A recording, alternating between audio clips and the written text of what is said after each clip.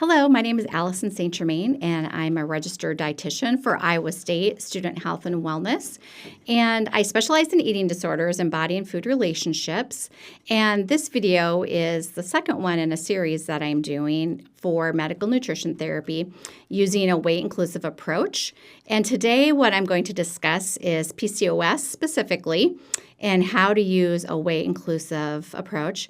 And just a reminder that all the information and materials focus on health and not wellness, even if weight loss plays a role. So I'm going to be trying to shift the focus to health-promoting behaviors that can lead to sustainable health outcomes without harmful stigma and messaging. So there is a lot of misinformation on PCOS specifically in social media, specifically TikTok. And so we are going to get into that today.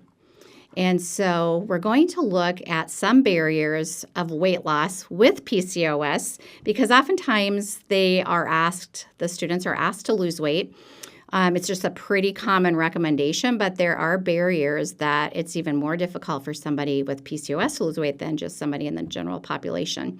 We'll look at some harmful TikTok diets and recommendations. And then, of course, we'll go through the gentle nutrition piece and other health-promoting behaviors. And then I have lots of resources and handouts for you for more learning if you want more information, but also for our students. And then how we can work together as a team to streamline some of the things because, as you know, healthcare has its barriers of time. And so that way you can focus on what you need to focus on and kind of give me the nutrition piece of it. So getting started here is first we'll discuss the barriers to weight loss with PCOS patients. So as you know, most of the patients will have an insulin resistance, which promotes fat storage and also increases their hunger signaling. So that makes it difficult to lose weight. They also oftentimes have hormone imbalances, which can change their metabolism, but also increase fat, specifically in the midsection. And then also there's appetite dysregulation. So again, if we're just focusing on the weight loss, it's not sustainable and not actually achievable very often, leads to poor health outcomes, inequitable and non-accessible health care for students.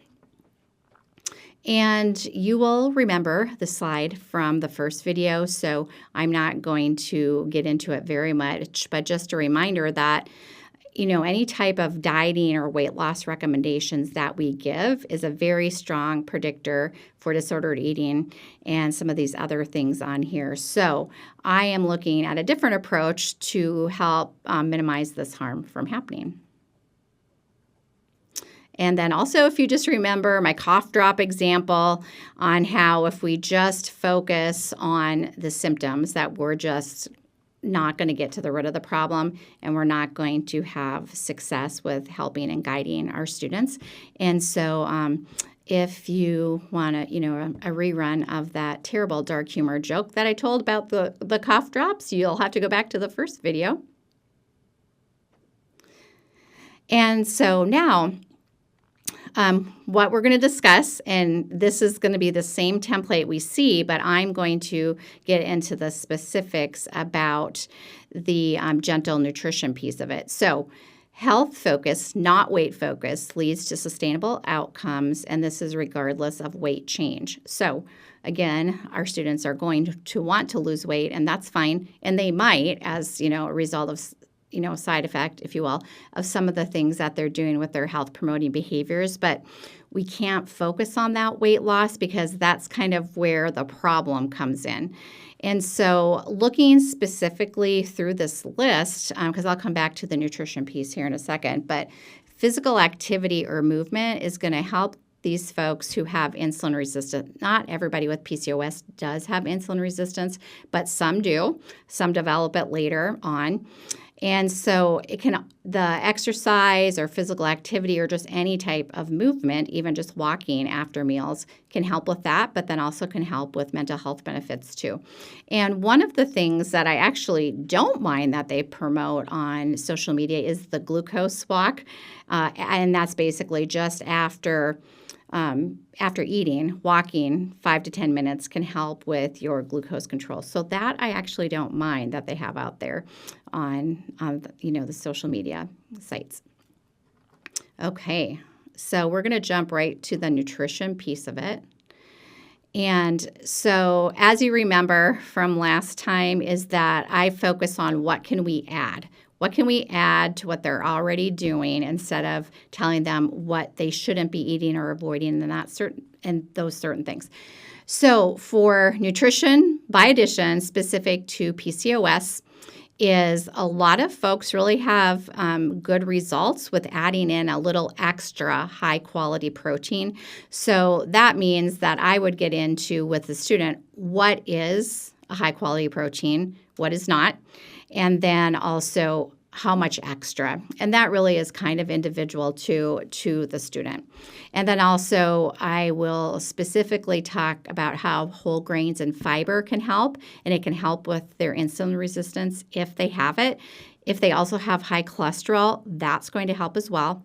And then the consistent carbohydrates is going to get into, helping them keep their blood glucose at a level that's more stable than, not eating for long periods of time and it going way down and then eating a whole bunch of carbohydrates at one time and it going up and down and the effect that that has on the body. So that takes, a couple of good sessions with the student before they really understand that. But as always, I'm always promoting flexibility and not rigidity and just helping support normalizing eating all foods, because with the internet focus on nutrition and the diets, and a lot of them are elimination diets, it gets super rigid and people just get into this black and white thinking, which is not helpful because it's just not realistic to sustain these diets long term that are being promoted. And certain individuals will just take it to the extreme and they burn out at some point too. And so and then again, if you remember from last time, skipping meals really promotes the binging piece for people. And then also looking at the flexible rule of threes. I do that with everybody, and not just certain diseases, but everybody, but making it work for the specific disease where we're talking about eating at least 3 meals a day, choosing at least 3 of the food groups, checking in with yourself every 3 hours on your hunger cues, because as a busy college student, those things kind of fade into the background and they don't hear them unless they're specifically checking in with themselves. And like last time, helping the student realize that nourishing your body isn't just looking at the nutrients. We're also looking at taste. And if somebody is just focusing on the nutrients, too rigid. If they're just focusing on taste, also too rigid. So talking with them and exploring with them, I help them create a better balance there. And then I just listed the high quality proteins here, again, whole grains and fiber and consistent carbohydrates. So now this is specific to what I talk with the students with PCOS. And so now looking at some of the things that the students are seeing on social media, I have seen a lot of elimination diets where they're really promoting cutting out dairy and cutting out gluten, which seems to be like every type of disease. People are always trying to fix it with eliminating dairy and gluten. And so now, of course, gluten is harmful for people with celiac, but if you don't have celiac or don't have an intolerance, it's not going to cause inflammation in the gut. And so what's been happening then when people cut out entire food groups, and if they cut out so many things, their gut health really is going to be in bad shape, and they'll experience a lot of bloating, nausea, that sort of thing. So now dairy, a lot of people are lactose intolerant, and dairy is not a requirement for life either. So I can work with students who really cannot have dairy, usually it's a lactose intolerance, so we can find some lactose-free things for them if they like dairy, or they can take Lactaid. We just have to make sure they're getting their calcium requirements somewhere else. And so then the next diet is keto or low carb.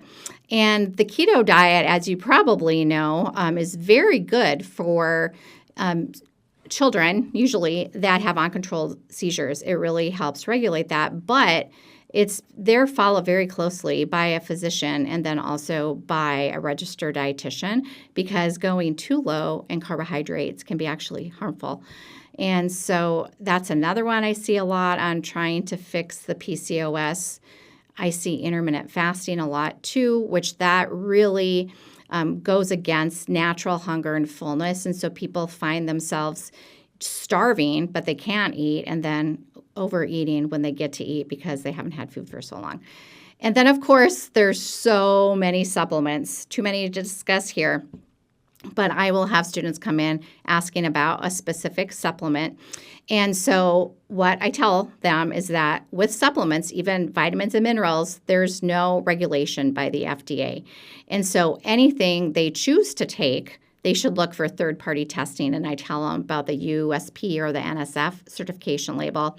And then for vitamins and minerals, I always tell them that Nature Made is a really good company that has a history of being reputable. They are certified for safety, and their supplements also are not highly expensive. They are, middle of the road, and so pretty affordable. So that's what I recommend. And then the other things that they ask me about, all of them except probably creatine has not really had a lot of research done on it. And so I just let them know the risks that could, ensue, and then they get, they make the decision on their own. But what I do feel good about is just letting them know if they do decide to take that supplement to make sure it's third-party tested. So it at least isn't going to have ingredients in there that they don't know about that could be harmful for them.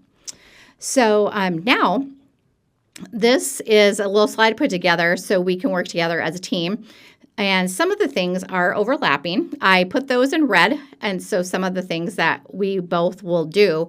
But so looking at the first one, no weight loss recommendations is on both of ours here. And yes, I do validate if somebody wants to lose weight, but I ask them to kind of put it on if they're able to put that on kind of the back burner, and we can focus on some other things. And I describe to them what happens with weight loss diets and how they're usually unsustainable and the whole thing. So I go through all of that. And so the other thing that we have in common is, we give education. It's just a little bit different. And you can leave all the nutrition education piece to me. I can do that because I have more time with the student than you all do, because you're just having not very long, 15 minutes possibly, where you have to do your assessment, treat, and educate. And so I since I'm a nutrition counselor, I have more time, so I'm able to do more of those things. And we both provide resources and referrals. So what I'm going to do then is talk to them about the nutrition by addition, things we talked about earlier in this presentation, the harm and unsustainability of diets and restrictions. And then what I really love to work on a lot with students are the body and food relationships, because that's what keeps this sustainable. And it can be done even with people who have certain diseases like PCOS. And then on your side then, looking at, of course, they're going to ask you questions about the medical side of it and also on the pathophysiology of PCOS as well.